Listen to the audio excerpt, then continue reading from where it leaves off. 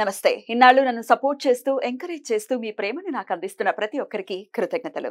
అలాగే ఈ వీడియో కూడా ఖచ్చితంగా మీకు ఉపయోగపడుతుంది. లైక్, షేర్ అండ్ సబ్స్క్రైబ్ చేసి మీ సపోర్ట్‌ని నాకు అందించండి. అలాగే ఈ వీడియో పట్ల మీకున్న అభిప్రాయాన్ని కామెంట్ సెక్షన్‌లో కామెంట్ చేసి తెలియజేయండి. ఇప్పుడు వీడియోని చూద్దాం. నమస్తే, వెల్కమ్ టు అవర్ ఛానల్. నేను పద్మిని. ప్రస్తుతంతో పాటు ప్రముఖ ఆధ్యాత్మికవేత్త, ప్రముఖ న్యూమరాలజిస్ట్, లక్ష్మీ నరసింహస్వామి ఉపాసకురాలు శ్రీమతి స్రవంతి గారు మనతో పాటు ఉన్నారు. మాట్లాడదాం. నమస్తే అక్క. నమస్తే పద్మిని. మరి దేవీ నవరాత్రుల్లో 3వ రోజు ఏ అమ్మవారిని మనం కొలవాలి అక్క? ఎలా కొలుచుకుంటే గనక అమ్మవారి అనుగ్రహాన్ని పరిపూర్ణంగా పొందొచ్చు అనేది ఒకసారి మీ ద్వారా. అన్నపూర్ణాదేవి, కాశీ పురాధీశ్వరి. ఎంత ప్రశాంతంగా ఉంటారంటే అమ్మవారు. మీరు చూస్తే గనక నవదుర్గల్లో కూడా మనం చూస్తే గనక చంద్రఘంటాదేవిని పూజిస్తాం అన్నమాట.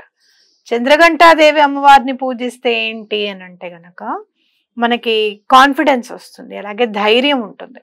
మీరు రిలేట్ చేసుకోగలిగితే గనక మనము అన్నపూర్ణ అమ్మవారిని చూస్తే ఎంత చిరునవ్వుతో వచ్చింది ఈశ్వరుడైనా సరే అన్నం పెడుతూ ఉంటారనమాట అమ్మవారు. అంటే ఎంత కాన్ఫిడెన్స్ చూడాలి. అవునా కాదా? లోకాల లేలే స్వామి కదా ఆయనకి అమ్మవారు అన్నం వడ్డిస్తున్నారు అని అంటే గనక మీరు చూస్తే ఆవిడకి ఎంత కాన్ఫిడెన్స్ ఉండాలి, రేవరి అనేది ఉండాలి. కాబట్టి చంద్రఘంట అమ్మవారిని మనం ఏదైనా ధైర్యం కావాలి సమృద్ధిగా. పిల్లలు చాలా భయపడుతున్నారండి, నలుగురిలోనూ మాట్లాడలేకపోతున్నారండి అని అంటే గనక అన్నపూర్ణ అమ్మవారిని చక్కగా పూజించమని చెప్పాలి. అలాగే చంద్రఘంట అమ్మవారికి కూడా దండం పెట్టుకోమని చెప్పాలి. అలాగే నలుగురికి అన్నం పెడితే ఏంటి అనేది కూడా అమ్మవారు నేర్పిస్తారన్నమాట. మీరు చూస్తే అన్నం పెడతాను అన్నప్పుడు తప్పకుండా వచ్చి తినమని చెప్పాలి. లేకపోతే గనక వ్యాసుడు అంతటి వాడంటే వ్యాసకాశిని ఏర్పరచుకున్నాడు కానీ అందరి వల్ల కాదది. అవును, మనం ఎక్కడ పోయి మనం వెళ్ళు, అసలు కాశీలో ఉండడానికి వీల్లేదు నువ్వు అని అన్నారు. కాబట్టి ఎవరైనా మీకు వెళ్ళిన వెంటనే అన్నం తినండి అని గనక ఎవరన్నా అంటే గనక ఎంతో కొంత ప్రసాదం లాగా పెట్టండి. వద్దు అనకూడదు. నిజంగా చెప్పాలంటే మీరు ఉపవాసం ఉన్నా కూడా వద్దు అనకూడదు. అదొక పరీక్ష. వద్దు అంటే ఇంకా ఆ రోజుకు దొరకకుండానే పోతుంది అనేది. పాపం అనేది దొరకకుండా పోతుంది. పాపం మనకి ఎప్పుడైతే కావాలో ఆ రోజు నాడు దొరకకుండా ఉంటుంది. అంటే అలాంటి పరిస్థితి ఎందుకు వస్తుందండి అని అంటే ఒక్కొక్కసారి ఏమవుతుందో తెలుసా, మన ఇంటికి మనం వస్తే గనక మన ఇంట్లో వాళ్ళు తాళం వేసుకుని వెళ్ళిపోతారు. మన దగ్గర ఉందిలే ఇంకొక అనుకుంటారు. మనం ఆ రోజు ఇంట్లో పెడతాం. ఇంకా స్విగ్గీలు, జొమాటోలు ఉన్నాయి అంటే మనం ఏం చేయలేం. కానీ చెప్తున్నా, ఆ 10-15 నిమిషాలైనా మనం వెయిట్ చేయాలి కదా మన ఇంట్లో మనం భోజనం చేయకుండా. కాబట్టి తప్పకుండా ఎవరైనా తినమంటే గనక తినండి, ఎవరికైనా పెట్టాల్సి వస్తే గనక తప్పకుండా పెట్టండి. వచ్చిన వాళ్ళకి మంచినీళ్లు అడగకుండా ఇవ్వాలి అనేది పిల్లలకి మనం ఈ రోజు నేర్పించాల్సిందే. మంచినీళ్ళు తాగుతారా అని కాదు, ముందే గ్లాస్ తో పాటు వచ్చేస్తే ఎంత రిలేటెడో చూడు పద్మిని.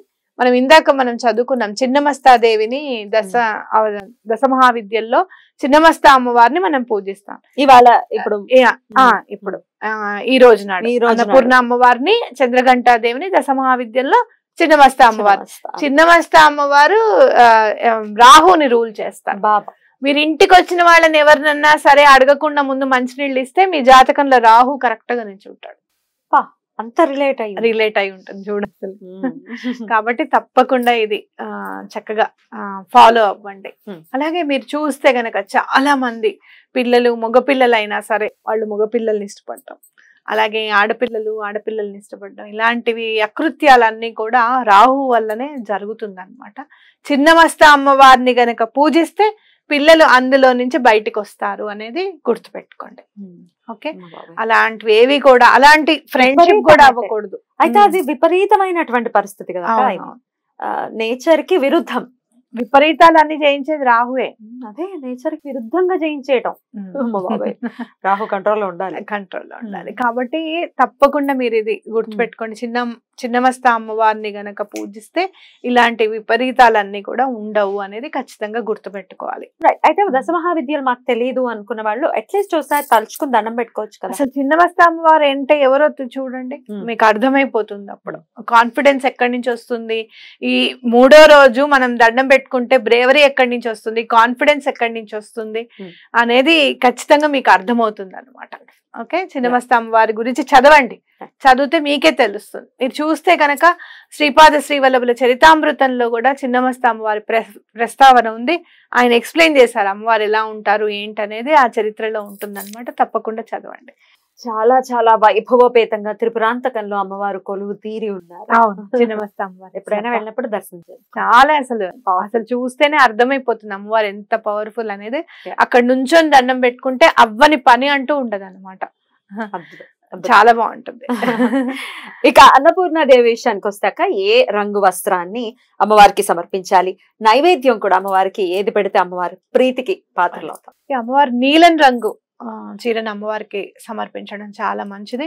అలాగే పులిహార, మినప గారెలు, ఇక్కడ కూడా మళ్ళీ చిల్లు పెట్టని గారెలు పెట్టాలి, నైవేద్యంగా మీరు సమర్పించుకోవచ్చు.